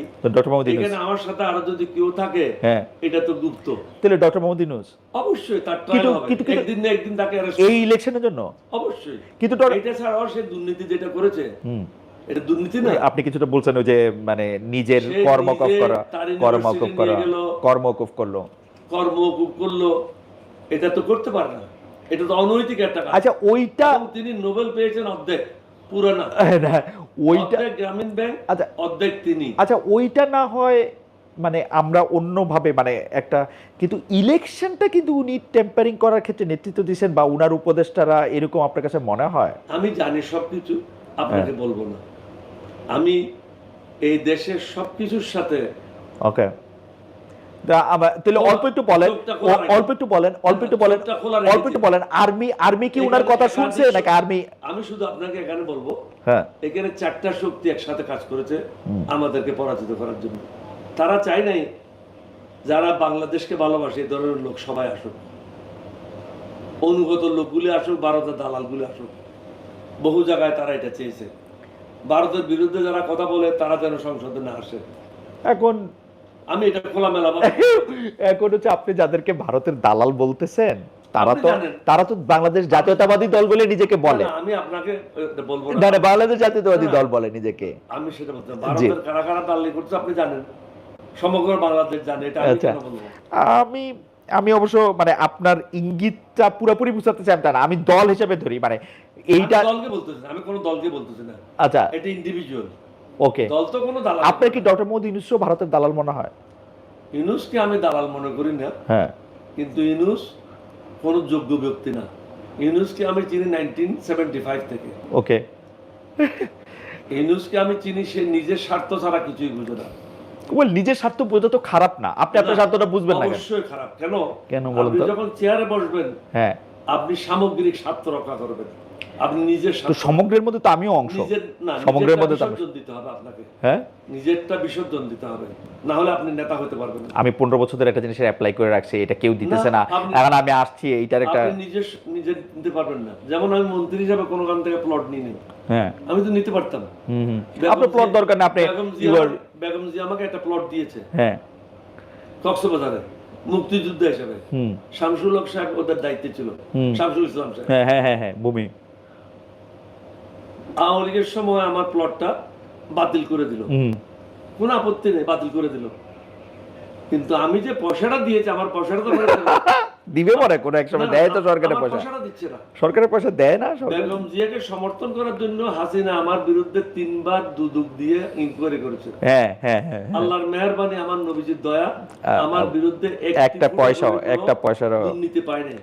বরং আমি সরকারের কাছে 8 লক্ষ টাকার উপরে পাই। ওই যে মানে গাড়ির জন্য এক্সট্রা ট্যাক্স দিতে হয়। আচ্ছা, কারণ বাড়ির তো কোনো ট্যাক্স নেই, ওকে, পেনশনের কোনো ট্যাক্স নেই, আমার কোনো ব্যবসা বাণিজ্য নেই। গাড়ির জন্য বাধ্যতামূলক 1.5 লক্ষ টাকা ট্যাক্স দিতে হয়। এটা জমা হয়ে 8 লক্ষ টাকা হচ্ছে। আমি অনুরোধ করবো তারেক রহমান সাহেব যেন আমার এই টাকাটা ফেরত দেওয়ার ব্যবস্থা নেই। ওকে, এটা আমার হক। ওকে, ফেয়ার এনাফ। আমরা দর্শকদের কাছে একটা প্রশ্ন করেছিলাম যে আস্থার সংকট দূর করতে র্যাবের নাম বদলে স্পেশাল রেসপন্স ব্যাটালিয়ন SRB করা হচ্ছে, এই উদ্যোগ কাজে আসবে বলে আপনি মনে করেন কিনা? শতকরা 21% দর্শক মনে করছেন কাজে আসবে, শতকরা 79% দর্শক মনে করছেন কাজে আসবে না। ডক্টর অলি আহমেদ, আমরা অনেকক্ষণ, মানে আপনি অনুষ্ঠান শুরুর আগে আপনি আমার জানতে চেয়েছিলেন যে আমরা কতক্ষণ আসলে কথা বলবো, তা আমি বলছিলাম যে আপনার থেকে একটু সময় চেয়ে নিয়েছিলাম যে আমরা, এবং যদি মানে 50 মিনিটের কথা বলছিলাম, দরকার হলে যে আপনার যদি খারাপ না লাগে তাহলে আপনি আমাদের সাথে থাকবেন। আমি একটু ঘুরাইয়া আপনার অনুমতি নিয়ে আবার একটু রাজনীতির প্রসঙ্গে ফিরে আসি।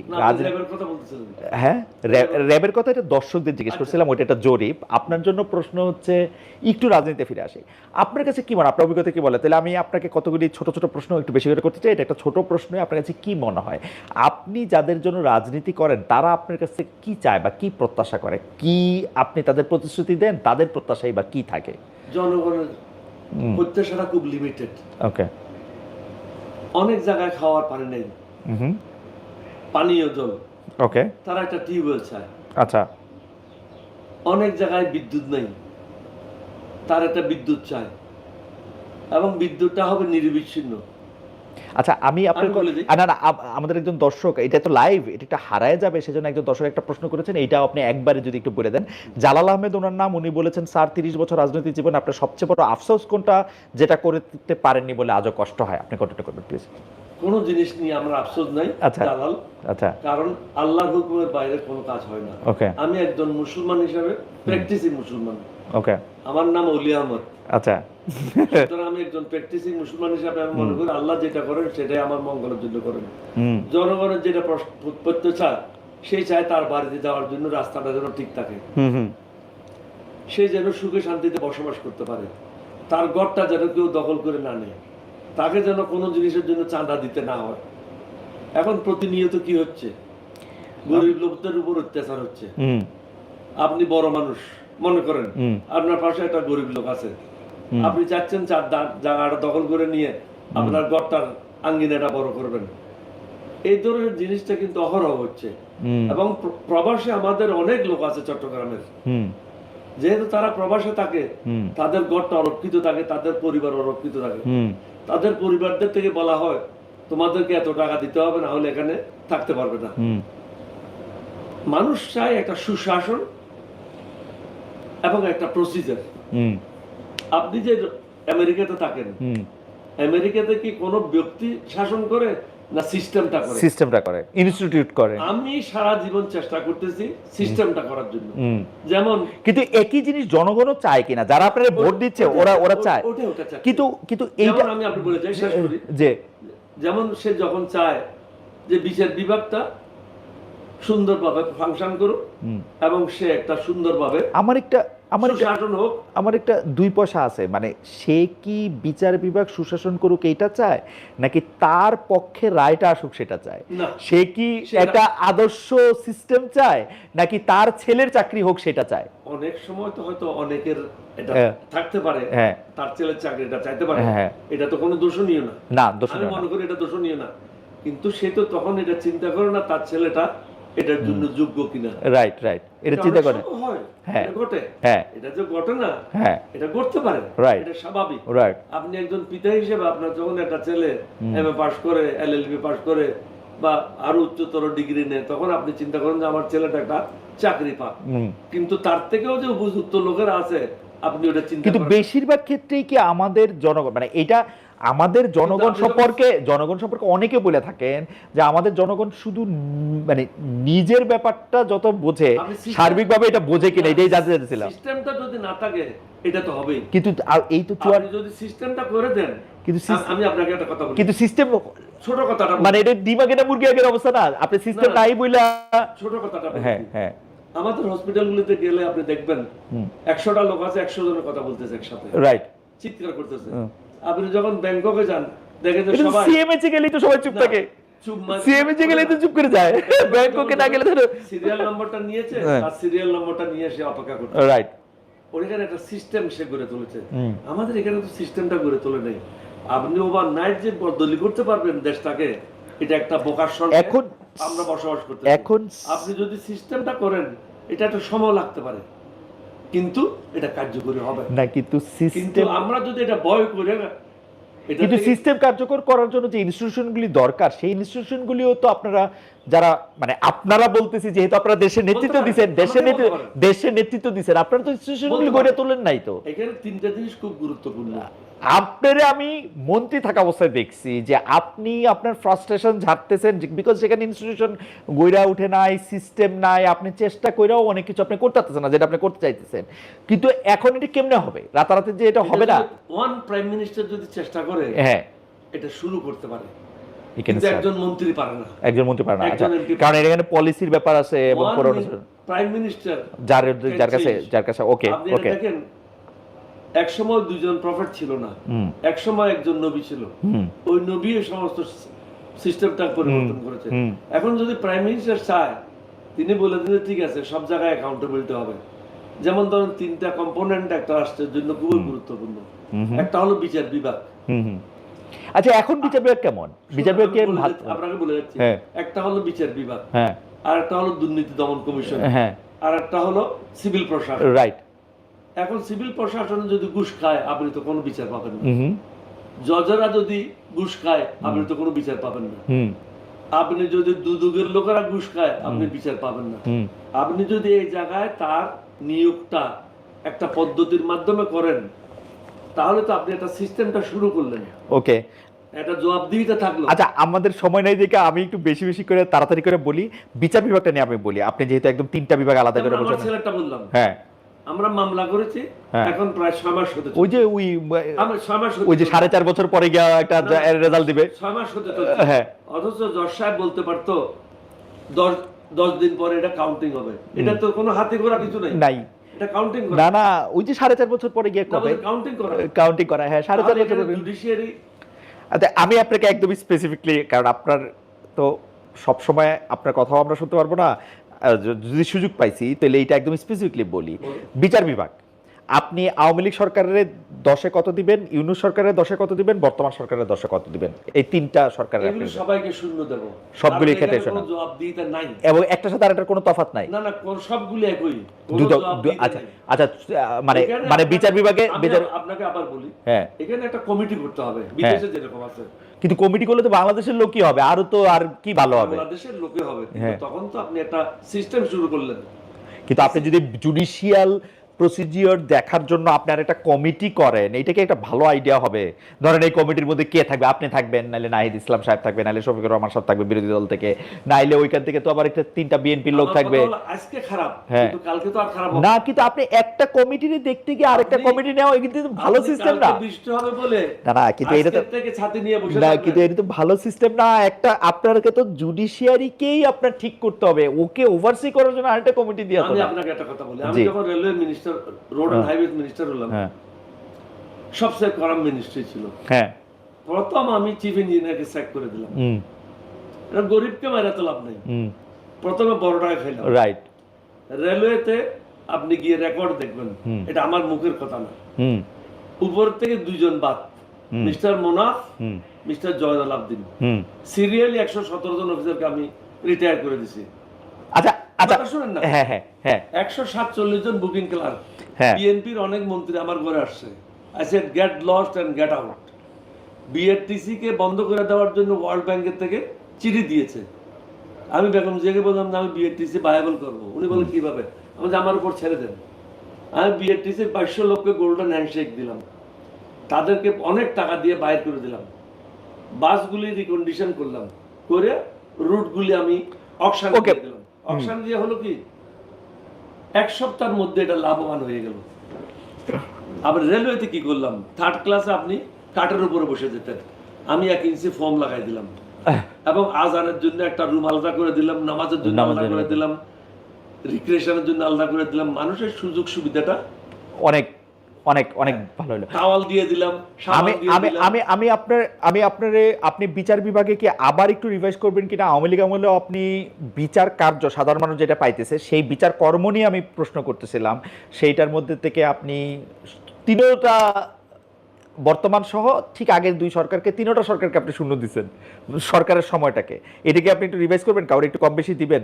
মাইনাস কোনোটা 10 হতে পারে, কোনোটা 10.5 হতে পারে। ও আচ্ছা আচ্ছা, খুবই সামান্য এটা কথা। কোনো সামান্য না। আচ্ছা, দুর্নীতি দমন কমিশন, আচ্ছা এটাতে কারণটা আপনাকে একটা লাইনে যদি বলেন। একটা লোক নিয়োগ থেকে নিয়ে হ্যাঁ শেষ পর্যন্ত তার জবাবদিহিতা ওকে নিশ্চিত করতে হবে। ওকে, এটা সব সময় তাকে একটা জবাবদিহিতার আওতায় আনতে হবে। Fair enough. তাহলে এটা গেল হচ্ছে বিচার কর্মের ক্ষেত্রে। দুর্নীতি দমন কমিশন, দুর্নীতি দমন কমিশন তিনটা কনজারভেটিভ সরকার কেমন দেখেন?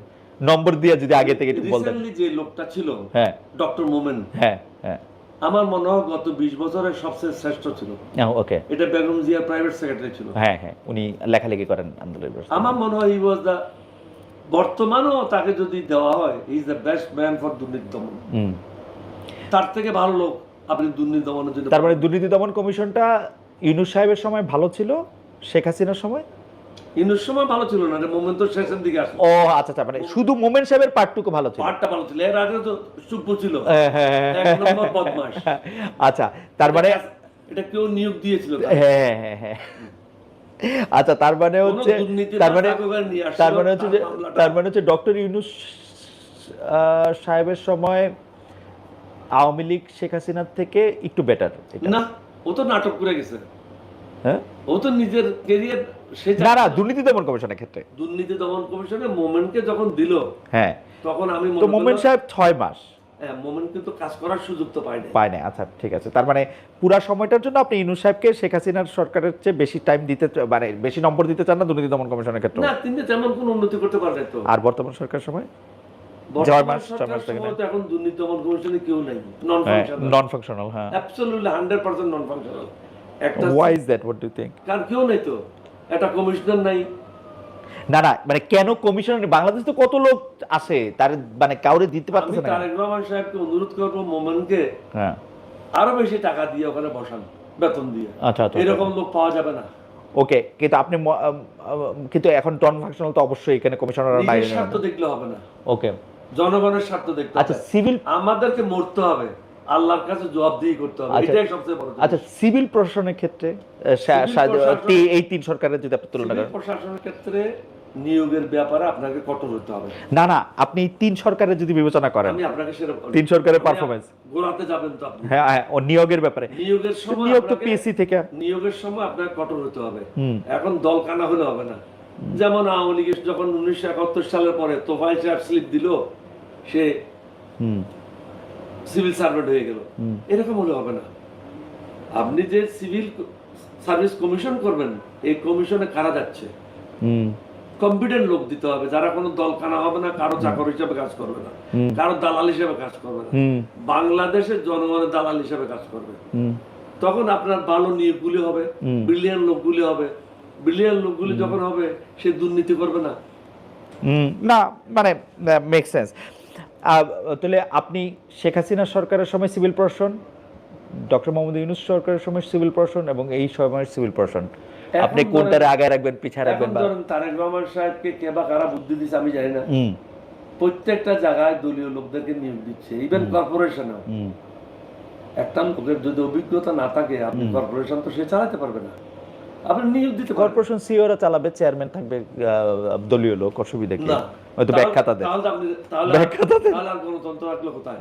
ব্যাখ্যাতা তাহলে তো দেন। আপনার একদলীয় শাসন বাকশালী কায়েম হয়ে গেল।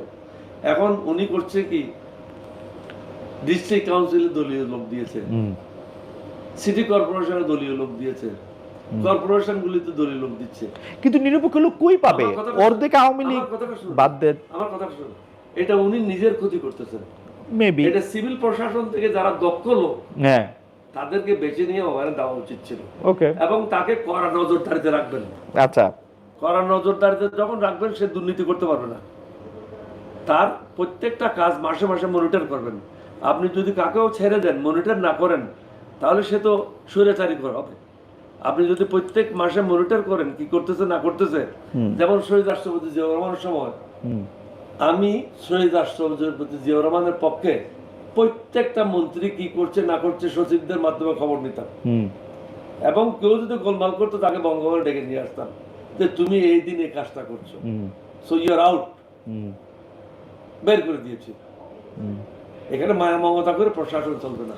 ওকে, আমরা একদম শেষ পর্যায়ে, আপনি, এটা একদম শেষ প্রশ্ন, আপনি ব্যক্তি, আপনি রাজনীতিক, আপনি রাজনীতি পর্যবেক্ষক, আপনি আপনাকে 5 বছর পরে কোথায় দেখেন?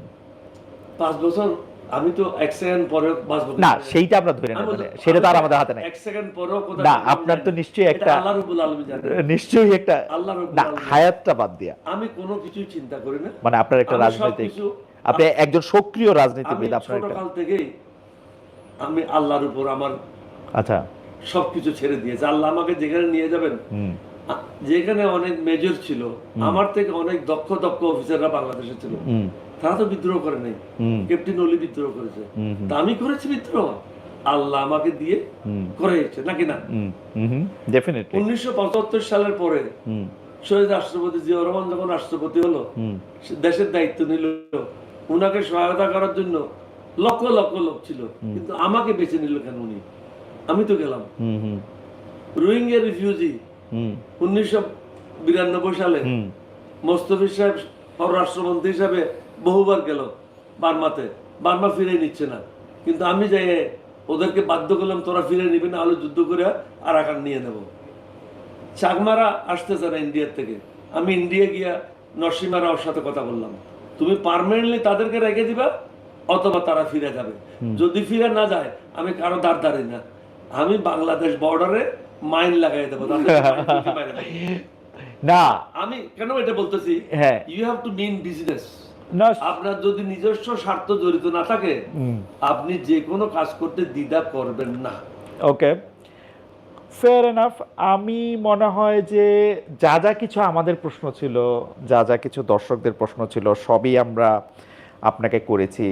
আপনি তো সাংঘাতিক রকমের একটা গুরুত্বপূর্ণ কালের সাক্ষী, এবং আপনাকে নিয়ে নিশ্চয়ই আরও অনেক আমরা চর্চা করব, আপনাকে আরও অনেক প্রশ্ন করব। আপনি সব প্রশ্নেরই আমাদের, আপনি কোনো প্রশ্নের ক্ষেত্রে, যেমন অনুষ্ঠান শুরুর আগে দুইটা কথা দর্শকদের আসলে বলেই রাখি, আমরা কিন্তু ডক্টর অলি আহমদকে জিজ্ঞেস করছিলাম যে আমরা এমন কিছু কি আছে যেটার প্রশ্নের জবাব আপনারা দিতে চান না।